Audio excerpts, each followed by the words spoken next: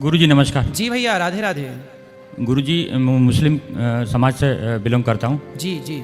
और मैं पिछले आज तीसरा या चौथा दिन है। राधे राधे। एक बार इन मुस्लिम युवक की बात अवश्य सुने जो लास्ट में इन्होंने दो बातें बताई हैं जिन्हें सुनकर हमारा दिमाग सच में आश्चर्यचकित रह जाएगा। एक बार जरूर सुने। राधे राधे। क्या बातें इन्होंने बताई हैं। मैं आपकी कथा में सुबह से शाम तक रहता हूँ। जी।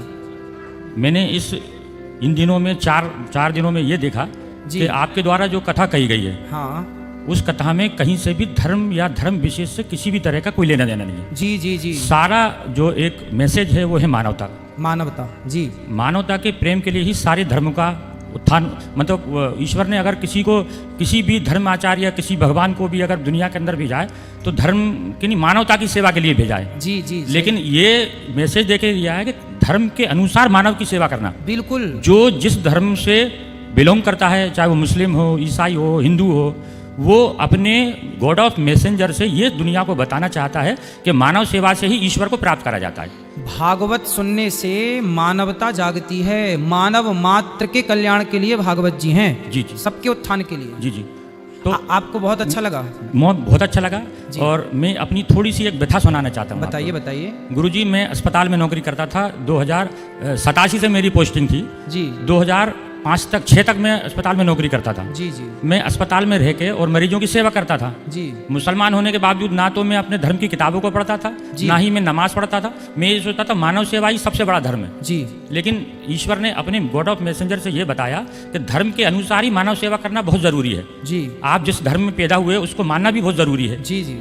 क्योंकि कोई जो धर्म जिस धर्म में पैदा हुआ है उसको मानना बहुत जरूरी है। जी। अब आप अपने स्वार्थ के लिए धर्म को बदल दो। जी जी। कि इस धर्म में अच्छा लग रहा है, कल उस धर्म में अच्छा लगेगा। ऐसे तो दुनिया ही मतलब बदल की पूरी जिंदगी खत्म हो जाएगी। जी जी। तो श्रीमान जी, एक ऐसी घटना घटी कि जरा सी गलती में मुझे जेल आना पड़ा 2007 में। अच्छा। श्रीमान जी, उन 2000 साल में मैं जब जेल आया तो जेल के ही बंदियों ने और साथ में रह के मैंने किताबों को पढ़ा। हाँ। किताबों को पढ़ने के बाद में मैंने अपने धर्म के प्रति किताबों को जब पढ़ा तो जब मैंने पूरे धर्म की किताबों को पढ़ने के बाद में मुझे एहसास हुआ कि धर्म जो दिखता है वो है नहीं है। जी।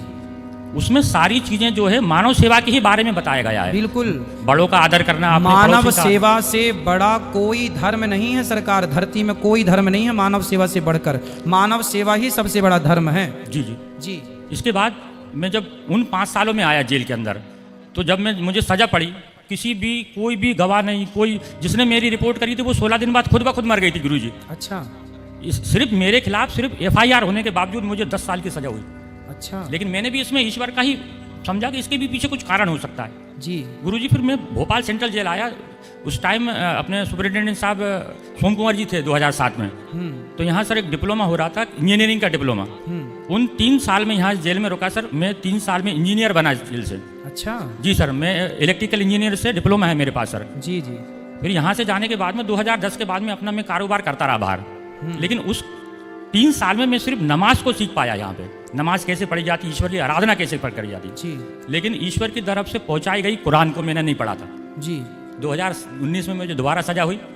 फिर मैं अंदर आया, फिर मेरी लगन लगी। आज मैं मेरे धर्म के प्रति जितनी मेरी आस्था होती है, मेरे अंदर जो ऊपर वाले ने जो मुझे जिम्मेदारियां दी थी, जी, वो मैंने इस जेल के अंदर कुरान को भी पढ़ना सीखा। जी। और आज निरंतर में 3 से 4 हमारे पारे बोलते हैं, जिसको अपन किताब नंबर वाइज बोलते हैं, 30 नंबर होते हैं, उसमें से 2 या 3 हर रोज पढ़ने की कोशिश करता हूँ। और उस ऊपर वाले से माफ़ी मांगता हूँ कि तूने मुझे इस दुनिया में भेजा और मैं कृतज्ञ हो गया उसके लिए।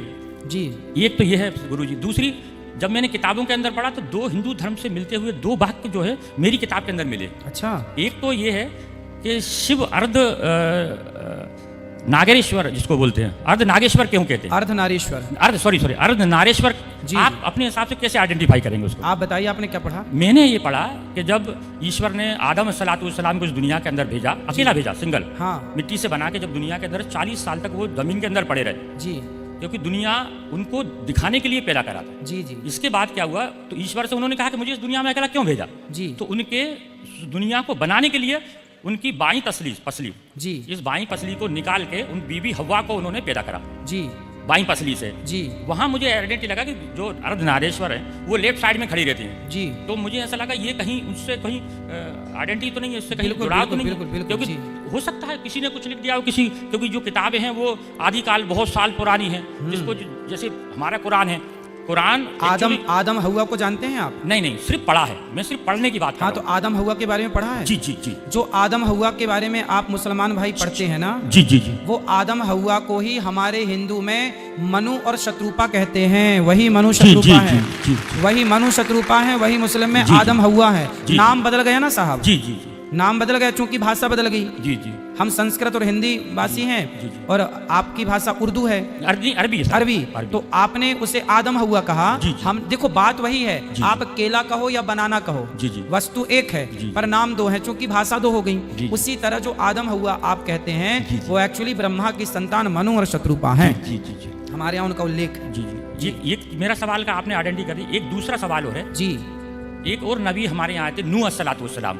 आपके जैसे अभी अपने देश के प्रधानमंत्री श्री मोदी जी जो हैं वो वहाँ नाम कहाँ नीचे गए थे अभी, उसको कौन सी वो है, द्वारिकाधीश जो है वो पानी के अंदर है। उस संबंध में भी एक किस्सा हमारी किताब के अंदर है। एक नबी थे नूह अस्सलातु वस्सलाम, जब उन्होंने अपनी कौम से कहा कि ईश्वर एक है, इसकी आराधना करो, इसके अलावा दुनिया के अंदर कोई देने वाला नहीं, सिर्फ ईश्वर है जो सबको दे सकता है, मुझे भी दे सकता। तो इस बात को कहने के लिए उन्होंने सारी अपनी कौम से बोला तो उनकी बीवी बच्चे किसी ने उस चीज को नहीं माना, लेकिन उनको मानने उनकी बात को मानने वाले 85 लोग रहे। तो फिर उन्होंने ईश्वर से ये कहा कि अल्लाह ये सारी कौम तो सुनती नहीं है जी। तो फिर अल्लाह की तरफ से एक मैसेज आया, ये नूह अपने लोगों से कहो जल्दी ही इस कौम को मैं नस्ते नाबूद कर दूंगा, पानी से डुबा दूंगा। अच्छा, डुबा दूंगा। तो फिर उन्होंने कहा अल्लाह ताला जो वो भी डूब जाएंगे जिनने भी मेरी बात को माना है। तो उन्होंने कहा एक नूह एक कश्ती बनाओ, उस कश्ती में जो तुम्हारे मानने वाले उस कश्ती में बैठ जाएंगे, और वो जो है जो बच जाएंगे और जो तुम्हारी बात को नहीं मानेंगे वो सारी इसके अंदर जो है पानी में डूब जाएंगे। थोड़ा सा मैं ये नहीं कह रहा कि ये सारी चीजें एक दूसरे से सही है, नहीं मिलती हैं, सिर्फ मिलती हैं। वही हमारे यहाँ जब भगवान मत्स्य बनकर आए तो मत्स्य भगवान ने सत्यव्रत नाम के राजा को कहा कि तुम जिसको चाहो इस नाव में रख लो, वो रह जाएगा, बाकी प्रलय काल में सब डूब जाएगा। तो लगभग बातें देखिए, हिंदू और मुस्लिम कितना भी आपस में लड़ लें, लेकिन जब मूल में गहराई में जाएंगे तो ऊपर सब एक ही पाएंगे। जी ऊपर सब एक ही पाएंगे, यहाँ कितना भी लड़ लें झगड़ लें तो यार जी। इसलिए चाहे हिंदू धर्म हो चाहे मुसलमान भाई हो, कुरान हो, इन सबको गहरा